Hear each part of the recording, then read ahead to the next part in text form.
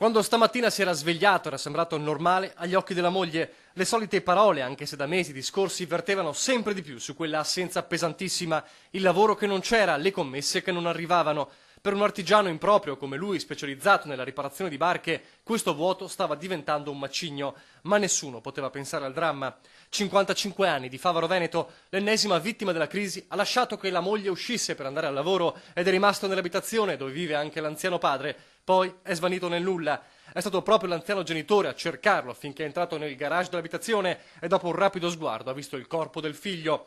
Uno shock terribile. Il 55enne si era impiccato al soffitto. Istantanee e tragiche, la disperazione e il pianto del padre che, pure in preda al dramma, è riuscito con le sue urla ad attirare l'attenzione dei vicini. I medici del SUEM però non hanno potuto fare altro che constatarne la morte. Il 55enne era deceduto almeno un paio d'ore prima, fra le 9 e le 10.